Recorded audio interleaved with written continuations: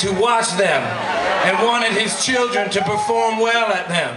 And that came easy to my brother, but that did not come easy to me, brothers and sisters.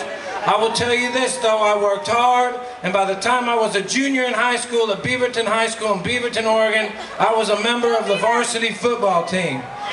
I'm not saying that they ever put me in the game or nothing, but I was on the team. Now, as many of you who might come to a music festival might know, or not know, what it's like to be on a football team in high school. What it means to be on the high school football team is that you and about 50 other guys are going to get together for about 3 months out of the year for about 90 minutes a day, and you're going to go inside and you're going to take off all your comfortable outfits and you're going to put on uncomfortable outfits. And then you're going to go outside, whether it's windy, rainy, snowy, hot, whatever it is, you're going to go out there and run into and away from each other, all in relationship to the movement of a ball, while consistently being yelled at by adults. Now, sometimes they'll do it on right after school, sometimes they'll do it later after school, sometimes they'll do it at another school, sometimes they'll get other kids to do it with you and keep track of the shit that you do and cheer while you do it.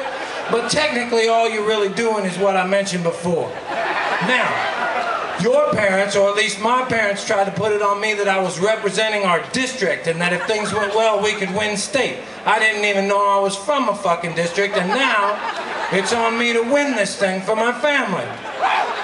And how do I do it? I put on an uncomfortable outfit and I go outside. And in practice, we would wait in line to push these sleds, right? And the sleds don't come at you in the game. I don't know why you practice it, but we practiced it. Not only did we practice it, we waited in line to practice it.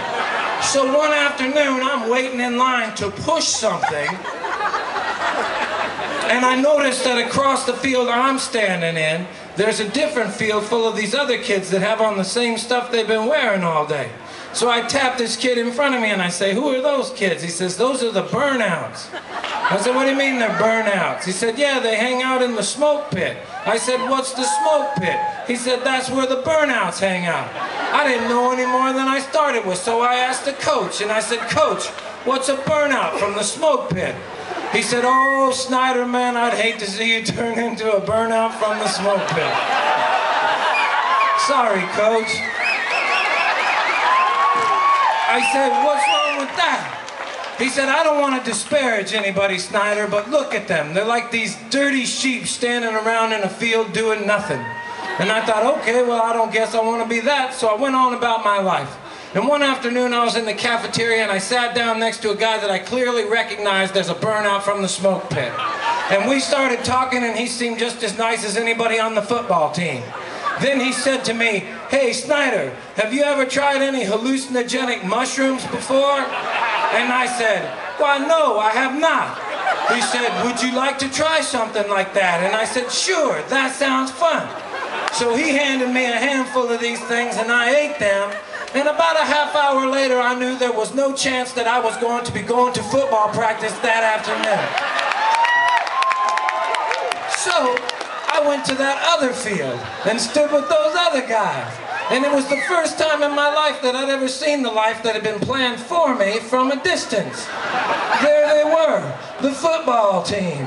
And I ain't trying to disparage anybody either, brothers and sisters, but they could have arguably been called a bunch of dirty sheep standing around in a field doing nothing. And just as I was taking this in, I looked up at the goalpost that we were always trying to get towards, and I noticed that the goalpost had turned into a candle. And just as I was taking that in, I noticed that the goalpost was now a Roman candle.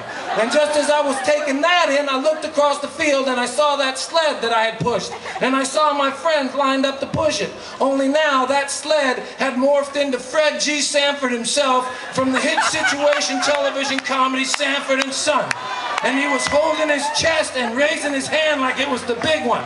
And they were pushing him anyway. And then that sled morphed into Jesus Christ, and I'm not trying to be sacrilegious. I said, "You're pushing Jesus." And they kept pushing Jesus.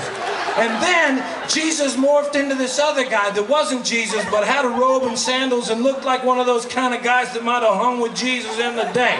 And as I was staring at him, we made eye contact with each other.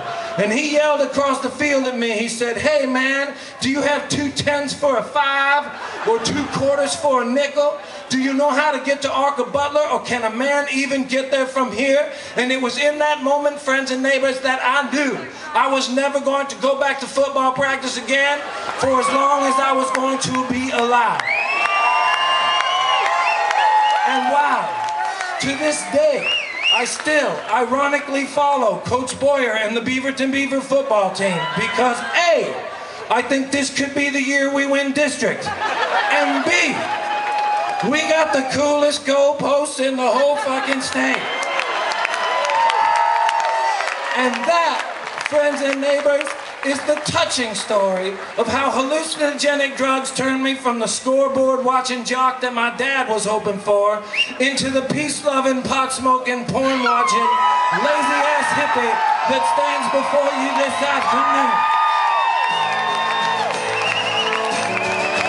Thank you for letting us play for you.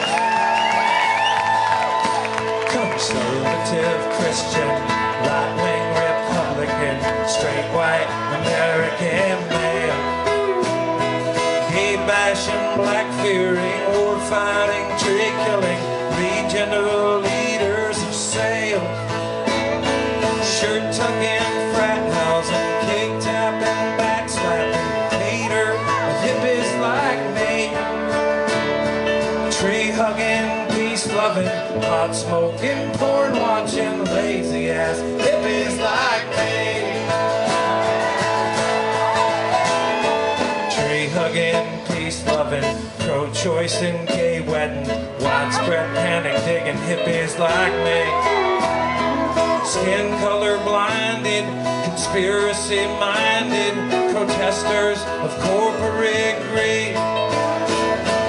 We who have nothing and most likely will too, we all end up locked up in jail.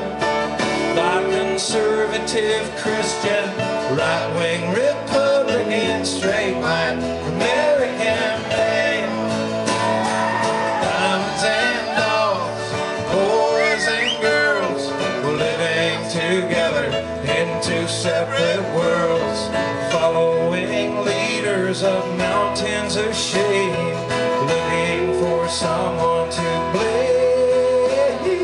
I know who I like to blame.